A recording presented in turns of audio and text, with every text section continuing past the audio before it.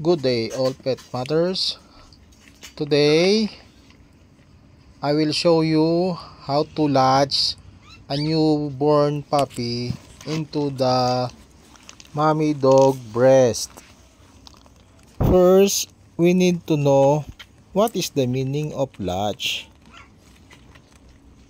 Latch is a general term and it means that the puppy is sucking well from the breast and is properly positioned.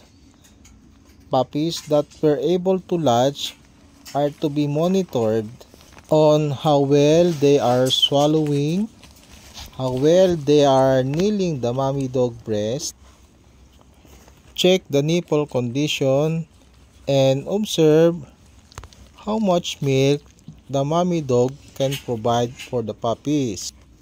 Mommy dog need to increase their food intake so that they can provide proper nutrition for their puppies.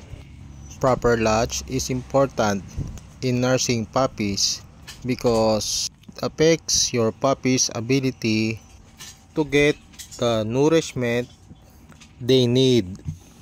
We have to make sure that the mommy dog is lying on her side properly, and also we need to make sure that the puppies are in position properly so that we can latch them properly. We have to make sure also that we nurse our puppy on an alternate sides of the mommy dog each time we fed our puppies.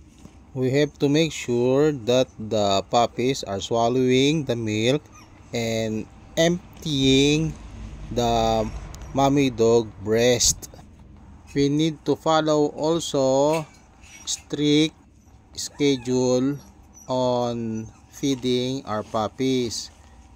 In our case, when the puppies are newly born, we nurse them every 2 hours.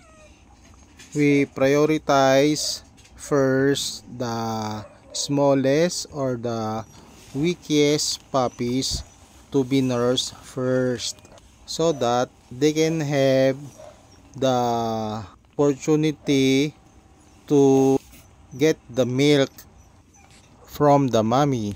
That smallest or weakest puppy, if not fed properly, will have serious problem, and we don't want that problem to happen. That's why we have to prioritize them in feeding.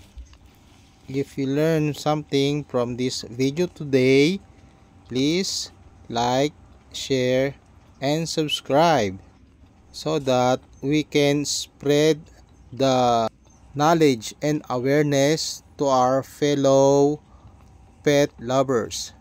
Thank you very much and see you on our next videos. Bye bye.